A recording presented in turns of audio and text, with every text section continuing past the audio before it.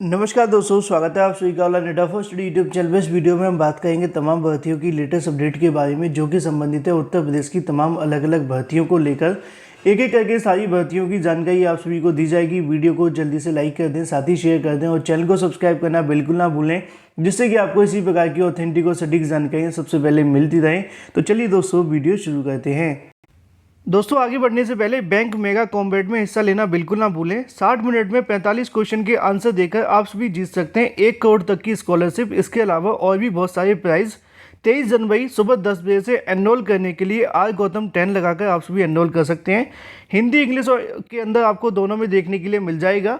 Unacademy combat क्यों आवश्यक है? इसके अंदर पहली तो आपको 1 करोड़ तक की स्कॉलरशिप के लिए प्राइज रखा गया। इसके अलावा और भी मोबाइल सैमसंग के JBL हेडफोन और अमेजोन के वाउचर्स भी देखने के लिए मिलते हैं।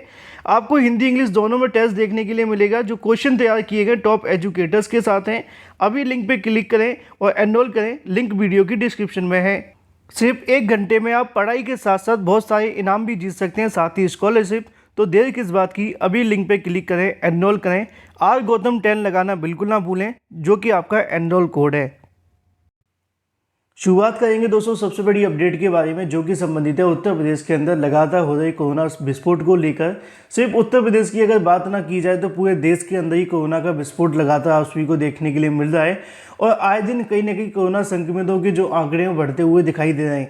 अगर बात की जाए ताज़ा आंकड़ों के अनुसार तो लगभग 21 लाख से जो प्लस हैं वो आंकड़े हमें देखने के लिए मिलते हुए दिखाई दे रहे हैं, जिसको लेकर आज के कई समाचार पत्रों के माध्यम से आप सभी को जानकारियां देखने के लिए मिलेंगी कि देश के अंदर अगर बात की जाए तो 21.13 लाख के समथिंग सक्रिय मरीज आप सभी को देखने के लिए मिलते हैं। तो वहीं उत्तर प्रदेश के अंदर अगर बात की जाए 30 तारीख तक होने वाली लगभग सभी परीक्षाएं स्थगित कर दी गई हैं और शिक्षण संस्थानों को बंद कर दिया गया है, सिवाय UPTET 2021 को लेकर। देश में अगर बात की जाए नए अगर बात करते हैं तो 3,37,704 नए कोरोना संक्रमित मिलने के बाद में संक्रमित की अगर बात की जाती है एक्टिव केसेस को लेकर तो वो 21,13,365 के समथिंग पहुंच चुकी है। 237 दिनों में यह सबसे बड़ी संख्या देखने के लिए मिली है। वहीं अगर बात की जाए और भी तमाम चीज़ों को लेकर तो नीचे आप सभी के सामने जानकारियां लिखी हुई हैं, लेकिन आसान भाषा में कहा जाए तो इस बात में कोई दो राय नहीं कि ओमिक्रॉन की वजह से जिस प्रकार संक्रमण बढ़ता हुआ दिखाई दे रहा है, आगामी कुछ समय के अंदर हो सकता है कि संख्या इससे भी ज़्यादा बढ़ती हुई दिखाई दे। लेकिन ऐसे में कई परीक्षाओं और चुनावों को लेकर छात्रों की तरफ से सवाल खड़े किए जाए सरकार के ऊपर कि जब इतनी तेज़ी से कोरोना बढ़ रहा है तो सरकार परीक्षा क्यों करवा रही है और चुनाव क्यों करवा रही है। बाकी इसके बारे में आपकी राय क्या है, कमेंट करें। लेकिन वहीं दूसरी तरफ बात की जाए UPTET 2021 की 2 बड़ी अपडेट के बारे में। जैसा कि दोस्तों आप जानते हैं कि आज की तारीख में UPTET परीक्षा का आयोजन है। जो भी अभ्यर्थी सम्मिलित होने वाले हैं उन सभी को ढेर सारी शुभकामनाएं उनकी सेहत के लिए, क्योंकि परीक्षा तो वो अपने आप दे ही लेंगे, लेकिन सेहत का होना बहुत ज़्यादा आवश्यक है, क्योंकि यहाँ पर कोरोना संक्रमण का जिस प्रकार बढ़ रहा है उससे कहीं ना कहीं उनको ज़्यादा खतरा हो सकता है। उसी को लेकर यहाँ से देखने के लिए मिलेगा कि दोहरी चुनौती के बीच में देखने के लिए मिलेगी उत्तर प्रदेश शिक्षक पात्रता परीक्षा। शुचिता बनाए रखने को लेकर कोविड से लड़ने की भी चुनौती होगी। पहली चुनौती होगी पेपर लीक जैसे मामलों को जूझने के लिए, दूसरी चुनौती होगी कोविड से बचने के लिए। कोरोना के बीच उत्तर प्रदेश शिक्षक पात्रता परीक्षा रविवार को 2 पालियों में आयोजित की जाएगी। शासन के सामने परीक्षा को सफल आयोजन कराए जाने को लेकर दोहरी चुनौती देखने के लिए मिलेगी। पिछली बार पेपर आउट हो जाने के कारण परीक्षा को निरस्त कर दिया गया था। ऐसे में परीक्षा को शुचितापूर्ण कराए जाने को लेकर अफसरों की प्राथमिकता होगी। वहीं तेजी से बढ़ रहे कोरोना संक्रमण को देखते हुए अभ्यर्थियों को संक्रमण से बचाने की बड़ी चुनौती देखने के लिए मिलेगी।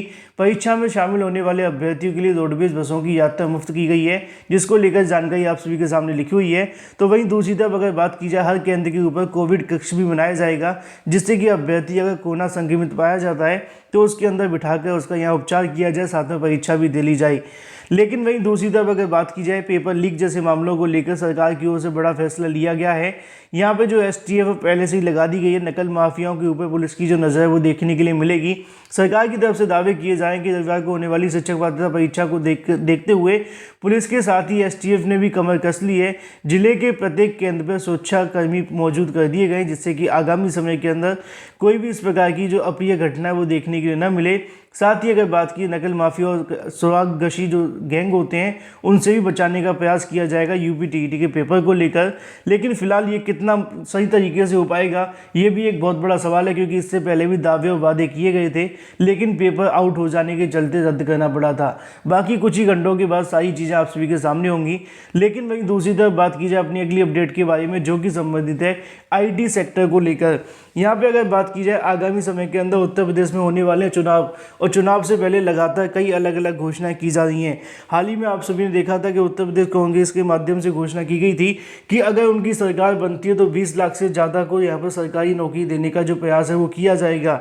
तो वहीं दूसरी तरफ अगर बात की जाए तो आगामी समय के अंदर समाजवादी पार्टी की तरफ से भी ऐलान किया जा रहा है कि अगर उनकी सरकार बनती है तो 22 लाख लोगों को आईटी सेक्टर के अंदर रोजगार देंगे। समाजवादी पार्टी के अध्यक्ष अखिलेश यादव ने ऐलान किया है कि उनकी अगर सरकार बनती है तो अकेले आईटी सेक्टर के अंदर ही 22 लाख युवाओं को यहाँ से जो भर्ती है वो की जाएगी। इसके साथ और भी तमाम चीज़ें लिखी हुई है कि सभी प्रतिभाशाली छात्रों को लैपटॉप भी दिया जाएगा और भी तमाम चीज़ें नीचे लिखी हैं। लेकिन जैसा कि आप सभी जानते हैं कि जब तक सरकारें नहीं बन जाती उससे पहले सिर्फ सभी अलग अलग घोषणाएं हो सकती हैं जो कि आप सभी को देखने के लिए मिल रही हैं। लेकिन सरकार किसकी बनेगी ये भी देखना दिलचस्प होगा, क्योंकि उत्तर प्रदेश के अंदर इस बार जो चुनाव होने वाले हैं वो कहीं ना कहीं युवाओं को आकर्षित करने का प्रयास किया जा रहा है, चाहे वो किसी भी पार्टी के माध्यम से हो। लेकिन अभी बीजेपी और बीएसपी की तरफ से अपने पत्ते खोलने बाकी हैं। लेकिन वहीं दूसरी तरफ बात की जाए अपनी अगली अपडेट के बारे में जो कि संबंधित है उत्तर प्रदेश के अंदर नई प्राथमिक शिक्षक भर्ती को लेकर। नई प्राथमिक शिक्षक भर्ती के विज्ञापन के लिए काफ़ी लंबे समय से अभ्यर्थी इंतजार कर रहे थे। इको गार्डन के अंदर काफ़ी लंबे समय तक धरना प्रदर्शन भी दिया, लेकिन ऐसे में उनके धरना प्रदर्शन का बेनिफिट ये हुआ कि सभी अलग अलग पार्टियों के माध्यम से इस घोषणा पत्र के अंदर नई प्राथमिक शिक्षक भर्ती के मुद्दे को शामिल किया गया। लेकिन अब सरकार किसकी बनेगी ये तो बात की बात है, लेकिन जब तक सरकार नहीं बन जाती उससे पहले छात्रों की तरफ से प्रयास किया गया कि सरकार किसी की भी बने लेकिन मुद्दा एक ही होना चाहिए, वो प्राथमिक शिक्षक भर्ती का। अब ऐसे में यूपी टीईटी की परीक्षा आज होने वाली है और यूपी टीईटी की परीक्षा हो जाने के बाद से नई प्राथमिक शिक्षक भर्ती का भी रास्ता यहाँ से साफ होगा। और आगामी समय के अंदर जैसी सरकार बनती है और सरकार के ऊपर छात्रों की तरफ से दबाव बनाया जाता है और 1-2 महीने के अंदर नई प्राथमिक शिक्षक भर्ती का विज्ञापन जारी होता है, तो उसमें सबसे बड़ी जो फायदेमंद चीज़ साबित होगी वो ये होगी कि यूपी टीईटी दोबारा कराने की कोई आवश्यकता नहीं पड़ेगी, क्योंकि आमतौर पर शिक्षक भर्ती से पहले यूपी टीईटी कराए जाने को लेकर सरकार के ऊपर प्रेशर होता है। इसी वजह से अब यूपी टीईटी परीक्षा भले ही यहाँ से विपरीत परिस्थितियों में हो रही है, लेकिन ऐसे में नई प्राथमिक शिक्षक भर्ती के लिए काफ़ी ज़्यादा बेनिफिशियल होगी यूपी टीईटी की परीक्षा, क्योंकि आगामी समय में जैसी कोई सरकार बनती है 1 महीने के अंदर छात्र यहां से धरना प्रदर्शन या फिर अपनी मांगों को मनवा कर जैसे तैसे नई शिक्षक भर्ती का विज्ञापन जारी करवाते हैं, तो उसके अंदर यूपी टीईटी जैसी समस्याओं का सामना अब नहीं करना होगा। लेकिन वहीं दूसरी तरफ बात की जाए अपनी अगली अपडेट के बारे में जो कि संबंधित है एडेड जूनियर शिक्षक भर्ती को लेकर।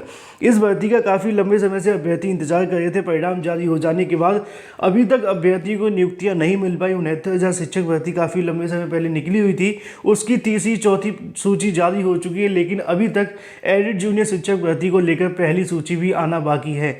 जैसा कि मैंने कल देर रात की वीडियो के माध्यम से भी आप सभी को जानकारियां दी थी कि एडेड जूनियर शिक्षक भर्ती यूपी टीईटी और साथ ही 6,800 की वजह से लटकी हुई है। यही 2 बड़े मुद्दे हैं जिसकी वजह से अभी तक एडेड जूनियर क्लियर नहीं हो पाई थी, क्योंकि पीएनबी के पास जब जाया जाता था रिजल्ट को लेकर तो उनकी तरफ से बताया जाता था कि हमारी तरफ से परिणाम भेज दिया गया है। जब छात्रों ने ये मांग रखी कि एडेड जूनियर का परिणाम दोबारा से बनाकर भेज दिया जाए, तो उनकी तरफ से यहाँ पे कहा गया कि पहले हमारे ऊपर जो प्रेशर है वो यूपी टीईटी परीक्षा को कराए जाने को लेकर है। अब ऐसे में आज की तारीख में यूपी टीईटी परीक्षा हो जाने के बाद से पीएनबी की तरफ से कहीं ना कहीं एडेड जूनियर शिक्षक भर्ती को लेकर जो भी परिणाम है उसको भेजे जाने का जो कार्य वो किया जा सकता है। तो वहीं दूसरी तरफ आप सभी को मैंने ये भी जानकारी दी थी कि शिक्षा निदेशालय की तरफ से 6,800 की चयन सूची तैयार की जा रही है। अभी तक अधिकारियों से मिली जानकारी के अनुसार 69,000 की चौथी काउंसलिंग को लेकर 6,800 की नई चयन सूची जारी की जाएगी, जिसके अंदर जनपदवार अभ्यर्थियों का चयन किया जाएगा। और वो जो चयन सूची जारी होगी उसकी जानकारी ये भी देखने के लिए मिली है कि आगामी 1 सप्ताह के अंदर जारी कर दी जाएगी। चयन सूची जारी होते ही यहाँ से काउंसलिंग का कार्यक्रम भी जारी कर दिया जाएगा और चयनित अभ्यर्थी को नियुक्ति पत्र देने का भी प्रयास होगा। ये अभी तक जानकारी अधिकारियों के माध्यम से दी गई है, लेकिन इसमें कितनी सच्चाई है ये तो अगले सप्ताह आप सभी को पता चली जाएगा। लेकिन अभी तक जो जानकारी मिली है उसके मुताबिक अगले सप्ताह आप सभी को कुछ देखने के लिए मिल सकता है। इसी के साथ यहाँ पर जैसी 6800 की चयन सूची जारी होती है तो एडेड जूनियर शिक्षक भर्ती का भी कार्यक्रम यहाँ से जारी किया जा सकता है, क्योंकि अब एडेड जूनियर के अंदर ज़्यादा समस्याएं नहीं होंगी। अगर पीएनबी की तरफ से परिणाम पहले नहीं भेजा गया था तो वो दोबारा से परिणाम को बनाकर भी भेज सकते हैं, जिससे कि एडेड जूनियर शिक्षक भर्ती वाले छात्रों को शिक्षा निदेशालय जाकर अपनी चयन सूची जारी कराने में कोई दिक्कतों का सामना नहीं करना होगा। बाकी लगातार एडेड जूनियर को लेकर साथ ही 6800 की चयन सूची को लेकर अधिकारियों से मुलाकातें जारी रहेंगी। जो भी अपडेट होगी इस चैनल के माध्यम से आप सभी को दे दी जाएगी। वीडियो को लाइक कर दें, साथ ही शेयर कर दें और चैनल को सब्सक्राइब करना बिल्कुल ना भूलें। लेकिन वहीं दूसरी तरफ अगर बात की जाए अपनी अगली अपडेट के बारे में जो कि संबंधित है पीईटी लेखपाल भर्ती को लेकर, काफ़ी लंबे समय से लेखपाल भर्ती की परीक्षा की तारीखों को लेकर छात्रों की तरफ से इंतजार किया जा रहा है और अभ्यर्थी के मन में सवाल भी है कि लेखपाल भर्ती की परीक्षा कब होगी। तो ऐसे में आप सभी जानते हैं कि ऐसे में अभी तक सभी परीक्षाओं को स्थगित कर दिया गया है, चाहे वो यूपीपीएससी की परीक्षा हो या फिर यूपीएससी की परीक्षा। तो लेखपाल भर्ती की परीक्षा हो पाना तो अब संभव दिखाई नहीं दे रहा, चाहे वो मार्च तक क्यों ना हो।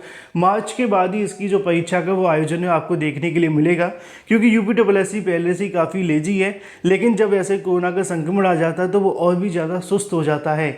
यही वजह है कि लेखपाल भर्ती को लेकर अब आप सभी को मार्च तक इंतजार करना पड़ेगा। मार्च के बाद ही आपकी जो परीक्षाएं वो देखने के लिए मिलेंगी, क्योंकि फरवरी के अंदर होने वाली सभी परीक्षाओं को पहले से उन्होंने स्थगित कर दिया है। लेकिन अगर बात की जाए कट ऑफ को लेकर तो इसके ऊपर से भी अभी तक पर्दा उठाया नहीं है आयोग की तरफ से। आयोग के कई अधिकारियों ने जानकारी दी थी कि जल्दी उनके माध्यम से एक नोटिफिकेशन जारी किया जाएगा, लेकिन अब वो नोटिफिकेशन भी कोरोना के संक्रमण की भेंट चढ़ता हुआ दिखाई दे रहा है। अधिकारियों का कहना है कि लगातार कार्य जारी है, जैसी चीज़ें स्पष्ट होती हैं इसको लेकर नोटिफिकेशन जारी होगा, लेकिन कट ऑफ को लेकर कब तक स्थिति साफ हो पाएगी इसके बारे में अधिकारी कुछ भी बोलने से इनकार कर रहे हैं। ऐसे में अगर बात की जाए पीईटी लेखपाल को लेकर उनका कहना है कि जो भी संबंधित अभ्यर्थी अपनी प्रिपरेशन करते रहें, आगामी समय के अंदर जैसी आयोग के माध्यम से 1-2 सप्ताह के अंदर मीटिंग होगी और मीटिंग के बाद में इस मुद्दे फैसला लिया जाएगा कट ऑफ के बारे में। लेकिन अभी तक आयोग की तरफ से किसी प्रकार की कट ऑफ को लेकर कोई फैसला नहीं हो पाया है और ना ही कोई सहमति बनी है। जो भी अपडेट होगी इस चैनल के माध्यम से आप सभी को दे दी जाएगी। वीडियो को लाइक कर दें, साथ ही शेयर कर दें और चैनल को सब्सक्राइब करना बिल्कुल ना भूलें।